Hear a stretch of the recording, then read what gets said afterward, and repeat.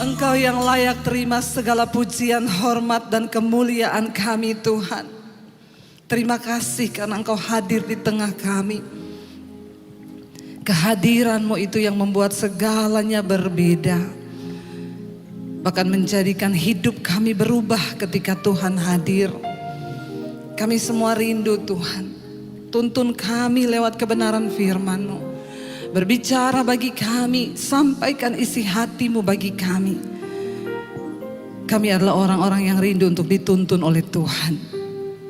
Terima kasih Bapa. Urapi hamba-Mu yang tidak ada apa-apanya, urapi setiap kami. Roh Kudus, Engkau ada di tempat ini, Engkau mengurapi setiap hati. Karena itu kalau ada amarah, kebencian, kepahitan, dosa apapun yang hari ini kami masih simpan, kenajisan, percabulan, kami mau buang itu semua di dalam nama Tuhan Yesus. Kuduskan hidup kami menjadi tanah yang layak untuk ditaburi oleh firman-Mu. Di dalam nama Tuhan Yesus kami berdoa dan kami buka hati bagi firman Tuhan. Yang percaya Tuhan di tengah kita memberkati kita, katakan bersama amin. Tepuk tangan sorak-sorai buat Tuhan yang mulia. Haleluya. Silakan duduk Bapak Ibu yang terkasih. Shalom. Bagaimana kabarnya hari ini? Luar biasa karena kita punya Tuhan yang luar biasa. Iya, terima kasih buat kesetiaan saudara untuk terus mencari Tuhan. Hari-hari ini tidak ada lain yang harus kita lakukan selain lebih giat lagi untuk mencari Tuhan. Kenapa? Karena dunia ini juga sedang berusaha untuk menyeret kita agar iman kita menjadi lemah. Tapi orang-orang yang mencari dan menantikan Tuhan, mereka mendapat kekuatan yang baru. Katakan, tantangan akan semakin berat, keadaan akan semakin berat. Tetapi ketika kita punya Tuhan yang hebat, maka Dia yang memberikan kita kekuatan. Iya, saudara, hari ini kita akan sama-sama belajar dari firman Tuhan, kitab Ibrani pasal yang ke-12. Ibrani 12 mulai ayat yang ke-18.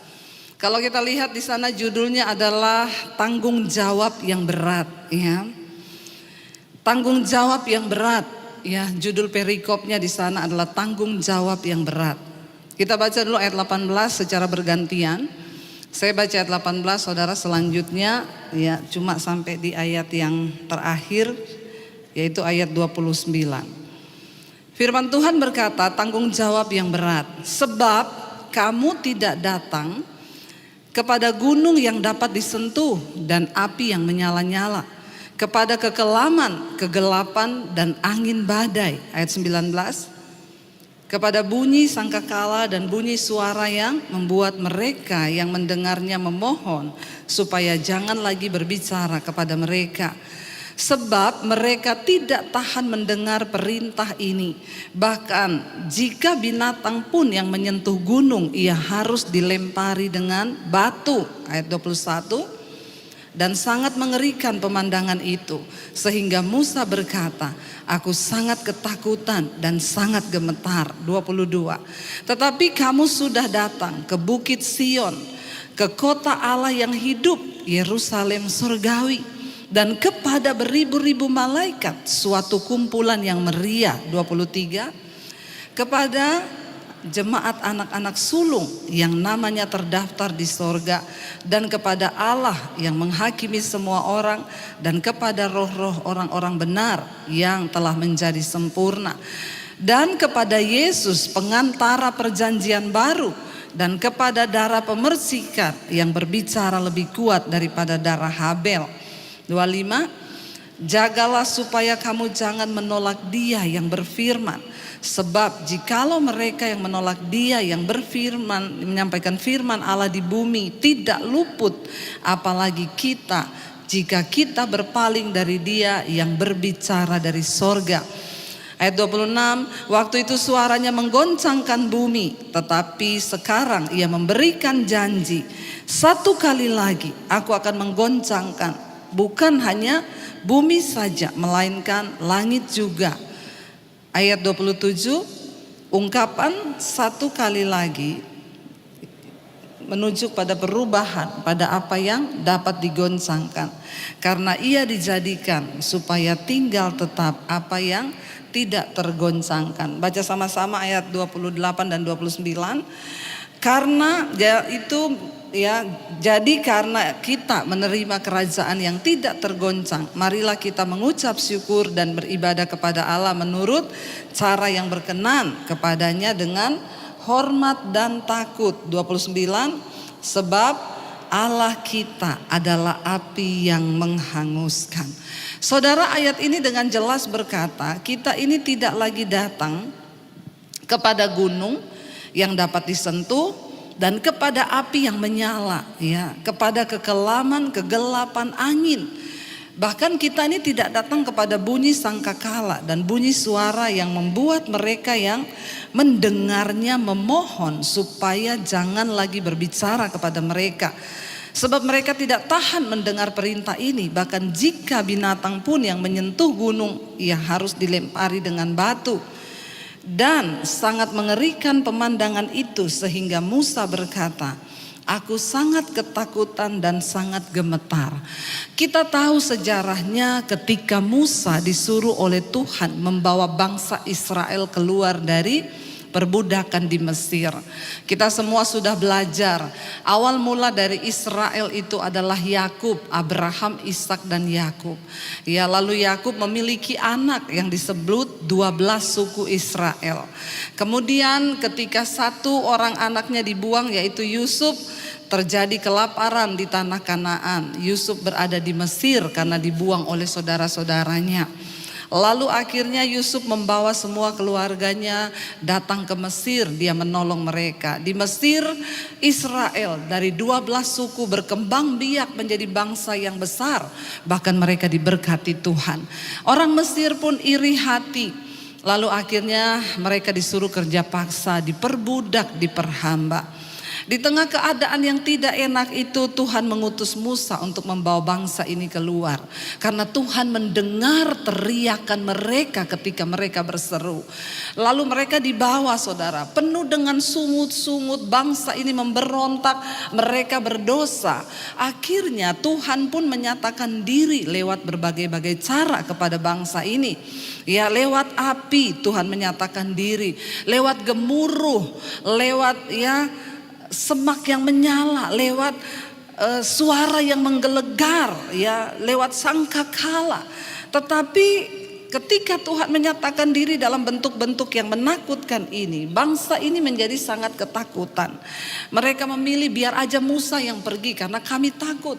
Bukan cuma mereka yang takut, Musa pun ketakutan.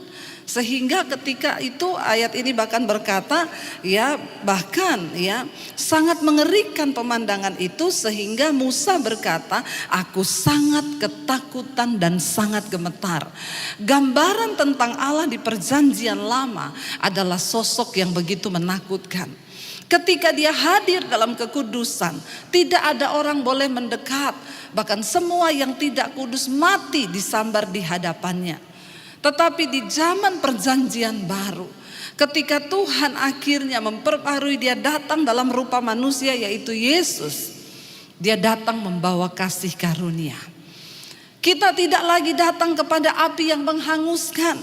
Kita tidak lagi datang kepada gemuruh yang bisa membunuh kita kapanpun. Tetapi kita datang, di sini dikatakan, saudara, kamu sudah datang ke Bukit Sion, kota Allah yang hidup, Yerusalem sorgawi, dan kepada beribu-ribu malaikat, suatu kumpulan yang meriah, dan kepada jemaat anak-anak sulung yang namanya terdaftar di sorga, dan kepada Allah yang menghakimi semua orang, kepada roh-roh orang benar yang telah menjadi sempurna, dan kepada Yesus pengantara perjanjian baru, dan kepada darah pemercikan yang berbicara lebih kuat daripada darah Habel. Hari ini kita beribadah, kita datang di dalam nama Yesus, bukan lagi kepada api yang menyala yang membuat orang Israel menjadi takut. Hari ini kita semua bisa melayani Tuhan, tetapi ingat, bukan berarti karena Kristus datang membawa kasih karunia sehingga kita juga bebas hidup semau-maunya kita. Kalau kita membaca di sana dikatakan tanggung jawab yang berat. Justru karena Tuhan datang membawa kasih karunia, kita harus sungguh-sungguh menghormati itu. Ada sebuah tanggung jawab yang berat yang Tuhan berikan kepada kita untuk kita hidup di dunia ini. Kalau zaman dulu saudara, orang itu habis bersinah dia nggak berani melayani. Ya, mereka nggak berani. Kenapa? Bisa mati langsung terbakar dalam kekudusan Tuhan. Kalau sekarang orang habis bersinah, dia homoseksual, dia mau ngapain, dia bisa naik turun mimbar. Ya, kenapa? Karena Allah bukan lagi api yang menghanguskan. Kita ada di zaman kasih karunia. Tetapi jangan lupa ada sebuah tanggung jawab yang berat yang sudah Tuhan berikan kepada kita. Kristus telah mati bagi kita. Karena itu mari kita menghormati kasih karunia Allah. Ya, bahkan ada banyak bapak-bapak yang berselingkuh datang saudara. Dan dia bilang sama istrinya, buktinya saya berselingkuh, usaha saya tetap diberkati. Buktinya saya aman-aman aja tuh, Tuhan tidak menghukum saya nggak mati kecelakaan, saya nggak begini-begini. Memang saudara, bahkan kita melihat orang-orang yang hidup di dalam dosa hari-hari ini seolah-olah aman hidup mereka, seolah-olah nyaman hidup mereka. Tapi hati-hati, firman Tuhan berkata, jangan bermain-main dengan kasih karunia. Ada sebuah tanggung jawab yang berat yang Tuhan berikan kepada kita. Di sini dikatakan saudara, ya, ayat 25, jagalah supaya kamu jangan menolak Dia yang berfirman. Sebab jikalau mereka yang menolak Dia yang berfirman, menyampaikan firman Allah di bumi, tidak luput, apalagi jika kita berpaling dari Dia yang berbicara dari sorga.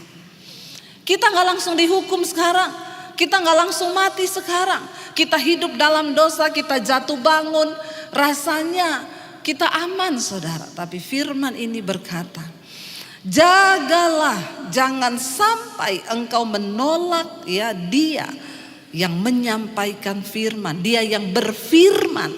Sebab jikalau mereka yang menolak Dia yang menyampaikan firman Allah di bumi, ya tidak luput dari penghukuman, apalagi kita berpaling dari Allah Bapa yang ada di sorga. Hari ini kita semua mendengarkan firman Tuhan, tapi banyak orang yang hanya mendengar dan mereka tidak mau melakukan. Itu artinya engkau menolak firman Tuhan. Bagaimana respon kita ketika kita mendengarkan firman Tuhan? Itu yang Tuhan lihat. Jangan sampai kita menolak firman Tuhan saudara. Ketika engkau mendengarkan firman, ketika engkau membaca firman, mari kita sungguh-sungguh mau berusaha untuk melakukan. Mari kita sungguh-sungguh untuk berusaha berkata, yes Tuhan, aku mau melakukan firman ini. Karena goal dari seorang Kristen itu adalah bukan ketika engkau rajin masuk gereja, bukan ketika engkau melayani di atas mimbar, bukan itu goal dari kekristenan. Apa goal dari kekristenan? Waktu hidupmu berubah karena engkau melakukan firman. Kita melompat-lompat juga nyanyi di gereja, kalau hidupmu gak berubah percuma saudara. Kalau kita lihat Ibrani pasal yang ke-12 ayat yang pertama, firman Tuhan berkata begini di sana. Ibrani 12 ayat yang ke-1. Di sana firman Tuhan berkata demikian. Ibrani 12 ayat 1. Karena kita mempunyai banyak saksi, bagaikan awan yang mengelilingi kita, marilah kita menanggalkan semua beban dan dosa yang begitu merintangi kita, dan berlomba dengan tekun dalam perlombaan yang diwajibkan bagi kita. Ayat ini berkata, di sekeliling kita ini kita memiliki banyak saksi, bagaikan awan saksi hidup kita. Mungkin saudara bertanya, siapa saksi kita Bu? Yang pertama, mata Tuhan.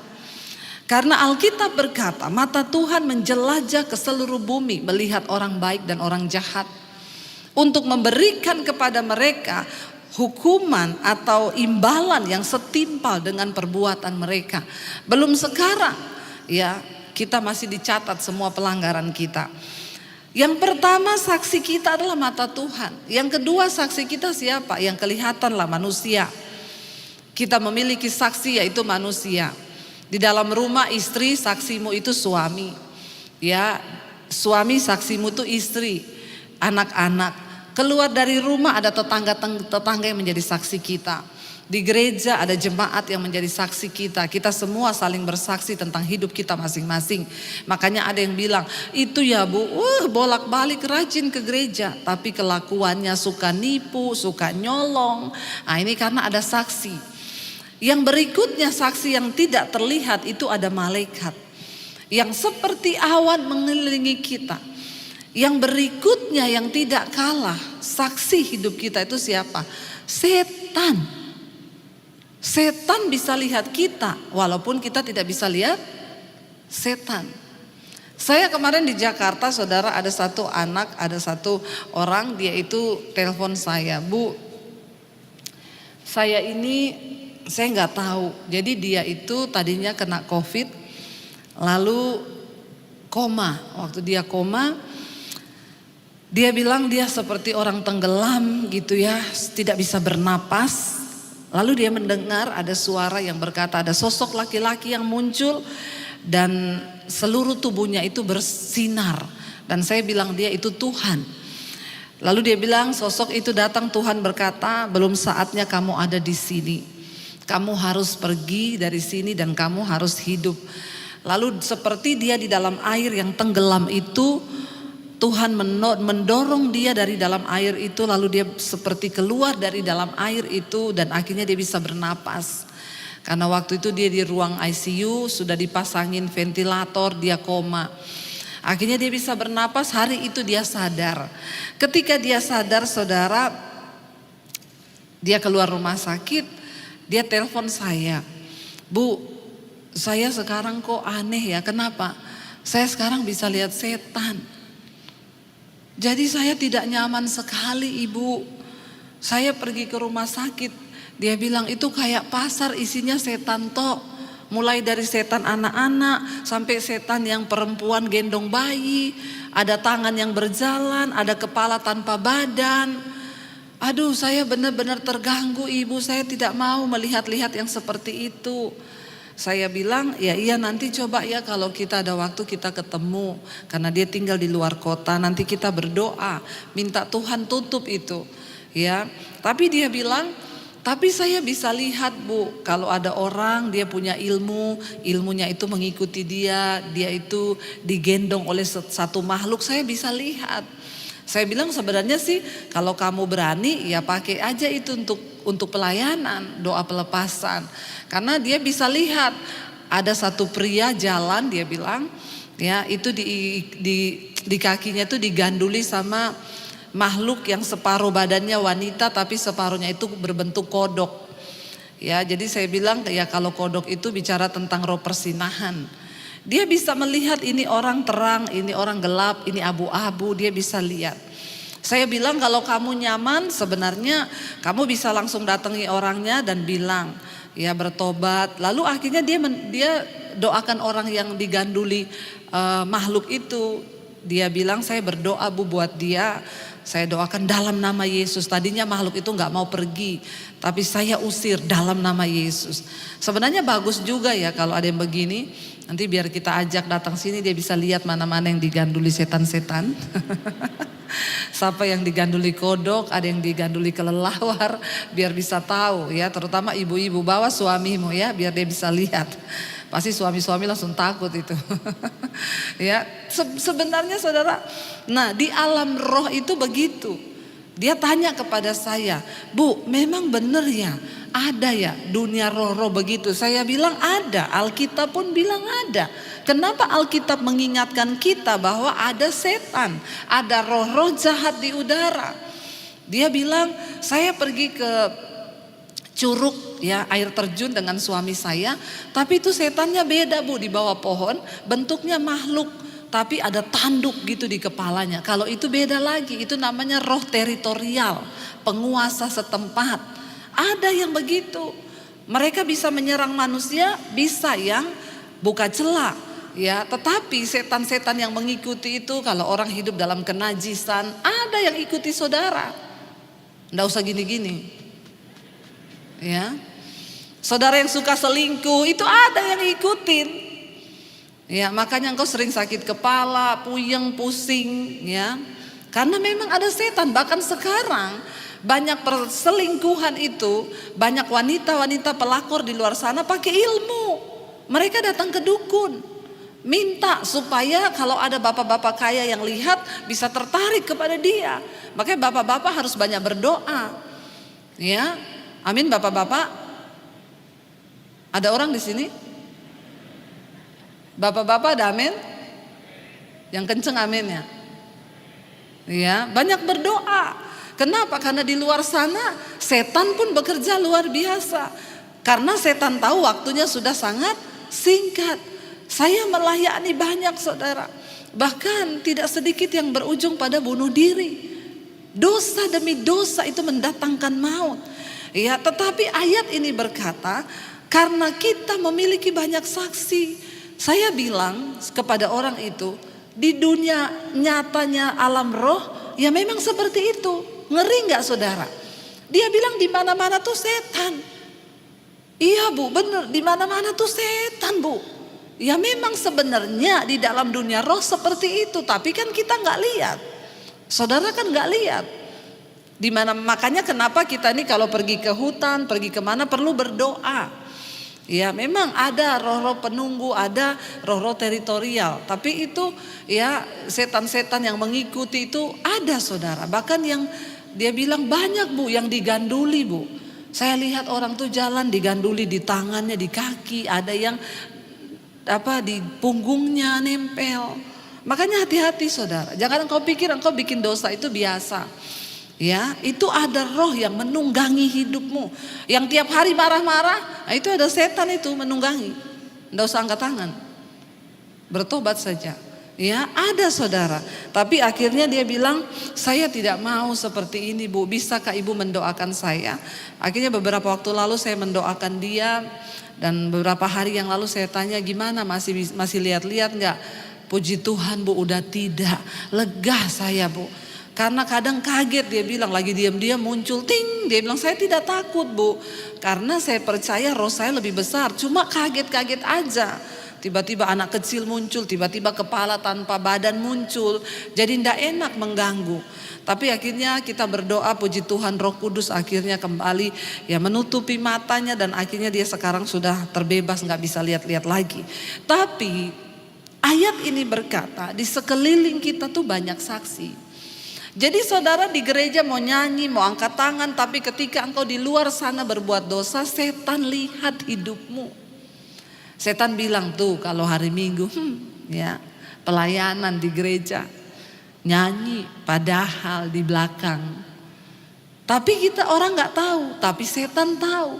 Makanya ayat ini bilang, karena kita mempunyai banyak saksi, bagaikan awan yang mengelilingi kita, marilah kita menanggalkan semua beban dan dosa yang begitu merintangi kita dan berlomba dengan tekun dalam perlombaan yang diwajibkan bagi kita.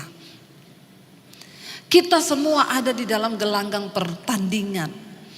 Tetapi ada hal-hal yang akan menghalangi kita bertanding dengan tekun sampai pada garis akhir itu apa? Beban dan dosa. Kita ini sudah datang kepada gunung kudusnya Tuhan. Kita sudah datang di kota kudusnya Allah. Yerusalem, Sion, kota kudus Allah. Kita sudah datang kepada darah pemercikan perjanjian baru, yaitu darah Yesus. Tetapi ingat saudara, jagalah kata firman Tuhan. Jagalah, memang kita sudah tidak datang pada api yang langsung membunuh kita ketika kita berdosa. Tapi justru karena itu, jaga baik-baik. Jangan sampai ada di antara kamu, firman ini berkata, yang menolak dia yang berfirman. Waktu engkau mendengarkan firman, tangkap firman Tuhan. Karena goal dari kekristenan kita adalah ketika kita menjadi pelaku-pelaku firman. Bukan hanya pendengar saja. Engkau mendengarkan firman, engkau pulang hidupmu berubah. Setan takut dengan kita. Kenapa? Karena ada perubahan. Ya, ada hidup yang diubahkan, ada kekudusan Tuhan. Kita menyembah Allah yang kudus, karena itu kita juga harus kudus. Jangan sampai kita menyembah Tuhan yang kudus tapi hidup kita dipermainkan sama setan. Saya takutnya nanti kalau dilihat bukan cuma diganduli di kaki, di tangan, di kepala, semua ada setannya. Nah, ini kan bahaya saudara. Kita berdoa supaya Tuhan memberikan kita kuasa dan niat dari hati. Aku mau menjadi pelaku firman Tuhan, bukan hanya pendengar. Saya mau menjadi pelaku firman. Dikatakan di sana ya, jaga supaya kita ini jangan menolak Dia Tuhan yang sudah berfirman. Apalagi jika kita berpaling dari Allah yang berfirman, berbicara dari sorga bagi kita. Rasanya sepele kalau orang itu tidak melakukan firman, bagi kita itu sepele. Tetapi di hadapan Tuhan itu sama dengan engkau menolak Tuhan. Firman Tuhan berkata orang yang hanya mendengarkan firman dan tidak melakukan, dia itu seumpama seorang yang mengamat-amati mukanya di depan kaca, lalu dia pergi dan dia lupa bagaimana wajahnya. Orang yang seperti ini itu bukan cuma menipu orang lain, tapi dia menipu dirinya sendiri. Bagaimana mungkin seseorang bisa menipu diri? Enggak mungkin kita bisa tipu diri kita. Diri kita lah yang paling tahu. Jadi dengan kata lain, kalau orang menipu dirinya sendiri itu kebangetan, di atasnya kebangetan. Saudara, mari kita sadari bahwa ada banyak saksi di sekeliling kita hari-hari ini. Mari di waktu-waktu yang mendekat, di waktu-waktu di hari-hari Tuhan yang mendekat, kita ini semakin giat. Kita sudah melampaui masa-masa sulit di mana goncangan demi goncangan terjadi. Masa pandemi 2 tahun itu adalah goncangan yang cukup berat bagi kita. Kematian di depan mata. Jangan sampai itu semua sudah berlalu dan hidup kita belum berubah-berubah juga. Ayat ini berkata, waktu itu ayat 26, suaranya menggoncangkan bumi. Tetapi sekarang ia memberikan janji, 1 kali lagi aku akan menggoncangkan bukan hanya bumi saja, tetapi langit juga. Ungkapan 1 kali lagi itu menunjuk kepada perubahan pada apa yang dapat digoncangkan. Karena ia dijadikan supaya tinggal tetap apa yang tidak tergoncangkan. Kita ini sedang dipersiapkan menjadi umat yang tidak tergoncangkan. Dan setiap goncangan Tuhan akan izinkan terjadi. Untuk apa? Membuktikan kemurnian iman kita. Kita bersyukur saudara, kita melewati masa pandemi, kita masih hidup, kita masih sehat, tidak kurang suatu apapun. Tetapi jangan engkau sia-siakan anugerah itu.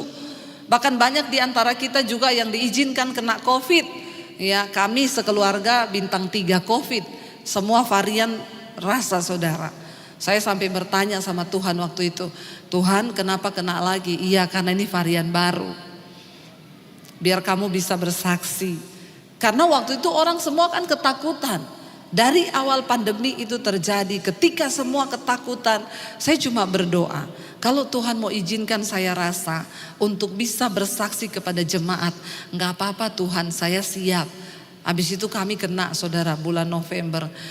Bulan tahun berikutnya yang Delta kami kena lagi, dan waktu itu suami saya benar-benar hampir lewat.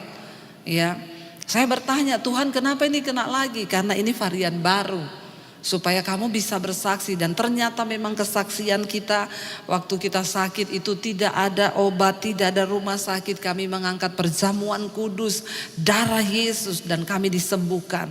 Ya, malam itu saya sudah sesak napas. Ya, iblis datang mengintimidasi. Pendeta banyak yang mati. Sebentar lagi kamu sesak napas, udah gak bisa napas, dibawa ke rumah sakit. Nanti kamu pasang ventilator, malamnya mati. Saya cuma berkata, kalau belum waktunya saya mati, tidak ada yang bisa mencabut nyawa saya termasuk COVID. Tidak bisa. Karena mati hidupku bukan di tangan COVID, tapi di tangan Tuhan. Amin. Dan kalau belum waktunya saya mati, maka saya tidak akan mati. Tapi kalau sudah waktunya saya mati, maka saya Tuhan menyerahkan nyawa saya ke dalam tangan-Mu. Tapi akhirnya kami sembuh. Malam itu ketika saya habis perjamuan, saya muntah saudara, dan itu riak semua keluar. Besoknya saya sembuh. Dan ternyata banyak jemaat Mesbah Doa yang melakukan hal yang sama ketika saya bersaksi, dan mereka disembuhkan. Ya, kita punya Tuhan yang pegang kendali. Kita melewati masa goncangan yang berat, dan Tuhan bilang satu kali lagi Dia akan menggoncang bukan hanya bumi saja, tapi langit juga. Dulu banyak orang yang berkata, para peneliti itu bilang, ya ini bumi diprediksi akan hancur. Jadi para orang pintar mulai mencari tempat tinggal baru, salah satunya di bulan. Diselidiki, bulan bisa hidup enggak? Oh bisa, ada nitrogennya. Akhirnya mereka mulai nanam, tomat bisa berbuah di bulan. Lalu mereka itu mencoba mengembangkan kehidupan di sana. Kenapa saudara? Tujuannya adalah supaya kalau bumi ini hancur, ya rame-rame manusia bisa pindah ke bulan, cari planet baru. Ya, dan akhirnya dicarilah pasangan-pasangan muda waktu itu yang mau untuk dikirim ke bulan. Pasangan muda ya, tapi syaratnya cuma tiket berangkat, tidak ada tiket pulang. Kalau mau daftar silahkan. Ya, dengan tujuan mereka mau mencoba manusia itu bisa hidup nggak di sana. Ya, karena mereka bilang kalau bumi ini hancur, ya kan bulan tidak hancur. Padahal firman Tuhan bilang semua akan hancur secara demikian. Tata surya, semua planet-planet itu akan hancur. Saya juga bingung kalau akhirnya benar manusia bisa hidup di bulan, tinggal di sana. Ya, nanti doa Bapa kami dirubah ya. Datanglah kerajaanmu di bulan seperti di surga. Bukan di bumi. Tapi saudara, ya ternyata manusia tidak cukup pinter. Ya, mereka mencari kehidupan yang lain. Akan digoncang, bukan hanya bumi tetapi langit juga kata firman Tuhan. Berarti semua yang ada di langit juga tergoncang. Nah, ini dilakukan Tuhan supaya apa? Tertinggal satu umat yang tidak tergoncangkan. Nah, firman ini berkata, kalau kita lihat ayat yang ke-28, baca sama-sama Ibrani 12 ayat yang ke-28, firman Tuhan berkata di sana, jadi karena kita menerima kerajaan yang tidak tergoncangkan, marilah apa? Kita mengucap syukur dan beribadah kepada Allah menurut apa? Cara yang berkenan kepadanya dengan hormat dan takut, sebab Allah kita adalah api yang menghanguskan. Memang Dia tidak menghanguskan sekarang, tapi satu saat nanti kita semua akan berdiri di hadapan tahta pengadilan Kristus untuk memberikan pertanggungan jawab atas hidup kita di bumi ini. Karena itu kita sekarang, puji Tuhan, haleluya, 12 kali dikatakan memang dunia ini akan digoncang. Tetapi saudara dan saya, kita menerima satu kerajaan yang tidak tergoncangkan, yaitu kerajaan Allah di dalam nama Tuhan Yesus. Karena dari itu, mari kita mengucap syukur kepada Tuhan dan beribadah kepada Allah kita menurut cara yang berkenan kepadanya dengan hormat dan takut. Apa itu ibadah yang sejati? Persembahkanlah tubuhmu sebagai persembahan yang hidup, yang kudus, yang berkenan kepada Allah. Itu ibadahmu yang sejati. Mari hari-hari ini, mau saudara di rumah, saudara di tempat pekerjaan, bilang, Tuhan, aku mau beribadah kepadamu dengan cara yang berkenan. Aku mau menghormati dan takut akan Engkau. Caranya bagaimana? Mempersembahkan tubuhku yang hidup, yang kudus, berkenan kepada Allah. Itu ibadah yang sejati. Mari kita sama-sama berdoa supaya Tuhan memberikan kita kekuatan terus berubah, saudara. Jangan sampai terlambat. Jangan sampai engkau keluar dari kerajaan yang tidak tergoncang. Hanya orang-orang yang mempersembahkan hidup dan tubuhnya kepada Tuhan dengan cara yang benar. Merekalah yang menerima kerajaan yang tidak tergoncangkan itu. Keadaan ke depan semakin tidak menentu. Tapi firman berjanji, kita orang-orang yang dikuduskan Tuhan, orang-orang yang rohnya disempurnakan, tadi dikatakan di atas. Kita orang-orang yang telah dikumpulkan oleh Tuhan. Kita berada di dalam satu kerajaan yang tidak tergoncang. Karena itu sekalipun dunia ini berlalu, kita tidak perlu takut. Ada jaminan hidup di dalam kekekalan bersama dengan Tuhan Bapa kita yang memberikan kita janji ya dan amin, dan Dia tidak pernah berubah. Saya undang para imam musik maju ke depan. Biar kita sadar hari ini bahwa Allah kita itu api yang menghanguskan. Mari kita menghormati Dia. Kita mau katakan pada Tuhan, Bapa, ku persembahkan tubuhku sebagai persembahan yang hidup. Mari kita bangkit berdiri bersama di hadapan Tuhan. Kami bawa hidup kami Tuhan. Terima kasih Yesus. Terima kasih Tuhan. Katakan saudara.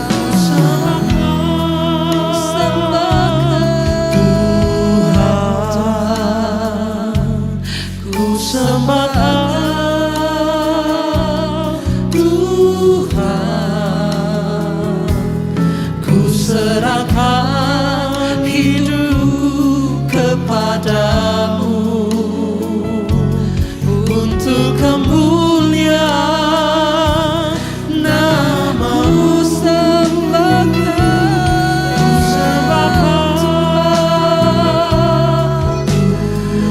Kami sembahkan Tuhan yang kudus, Tuhan yang hidup, Dia yang ada hari ini saudara di tengah saudara dan saya. Amin. Amin Tuhan. Untuk kemuliaan lebih lagi nama-Mu